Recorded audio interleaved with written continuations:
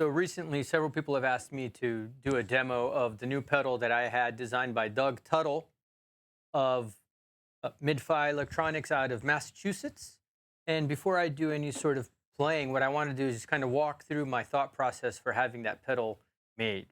So let me share with you sort of what were my options before that and sort of the pros and cons of that. And then the why I ended up with this and why I love it so much. So for the last couple of years, what I've been using is actually the HX Stomp. I bought this during the COVID pandemic early on, and it's been amazing, and I've learned so much from it because as a modeler, I'm able to get so many different sounds out of it and learn about those sounds, which was something I hadn't done before. So for the cost, it's just amazing to be able to play through a Marshall or a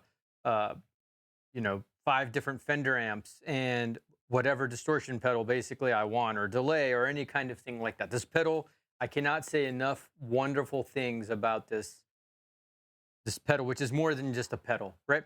Yeah, I use it like as an audio interface, and it's extremely useful. The form factor is great, and I feel like the price is right. It even does MIDI. Uh, really wonderful device.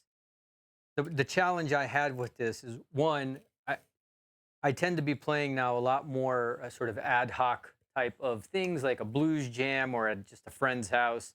And I just don't have the capacity and the time to really dedicate to creating the specific presets and be as adaptable as maybe I could be. I'm sure it can be. I know it can be done. Just check out like John Cordy, and he'll show you a million amazing things that you can do with the HX Stomp. So it's an amazing device, but for where I am at, time wise, it's a bit challenging. I also find it kind of challenging. You got to do things like press 2 pedals at once, or press and turn, and there's just like a lot to learn in order to be able to use it because it is so tiny.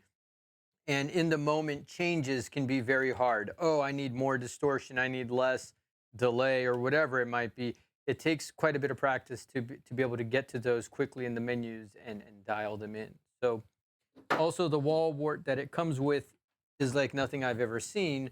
You have to plug this in, okay? And that requires, really, ideally, you end up just buying a new third-party power supply like I did from Chuck's and using that instead because it's a lot more practical. Now, that power supply is on my other option that I had before, which I also love, which is just more of like a traditional pedal board. This one is a bit of a mess. It's got some zip ties on it right now because I was just kind of noodling with some ideas. I'll just call out the pedals real quick. I have a Magic Eye from Doug Tuttle. This thing's amazing. It's what started me on this conversation with him about building a custom pedal, because I just really like the way that pedal works. And then the other 2 pedals here are from Cachalote out of Brazil, Brasilia, my hometown. And this one is a console preamp. It's meant to replicate plugging your guitar into a console board, a recording console. And then the tap delay, the Lisa tap delay is amazing. It's an analog delay that does a lot of fun things, and it just sounds amazing. But to use a pedal board, so what are one of the advantages of a pedal board?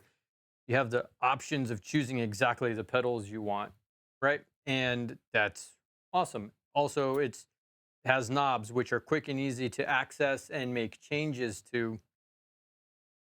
What's the disadvantage of a pedal board?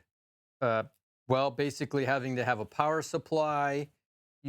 If you're going to do it sort of right, you have a dedicated power supply with isolated powers going to each of the pedals. You have to have uh, patch cables that connect the pedals to one another. And then you run into weird things too, like, oh, this one has in and outs on the sides here. This one's on the top, and getting that all configured and worked out. Now, don't get me wrong, it's a lot of fun. And swapping pedals in and out, lots of fun too. So it's great. I don't have the time these days for that sort of hobby, really, if you will. But it's a great option. It's also heavy, kind of big, requires a bag.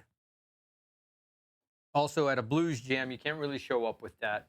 People will get upset about you having to set that all up and plug it in and what have you, right?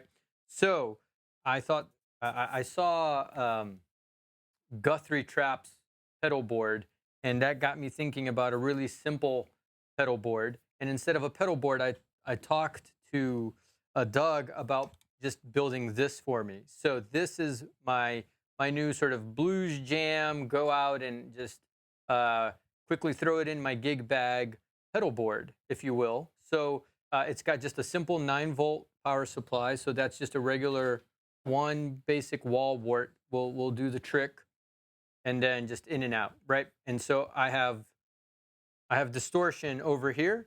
I use this mainly to just give me overdrive as needed. It kind of sounds like a overdriven Fender blackface amp, I think. Very simple.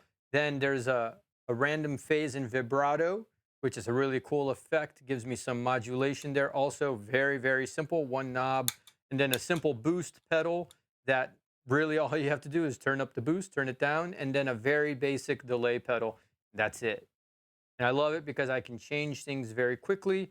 And now I'm kind of removing that overhead of thinking about tweaking and changing effects and all that kind of stuff. I'm just focusing more on playing. So that's what we're going to do next.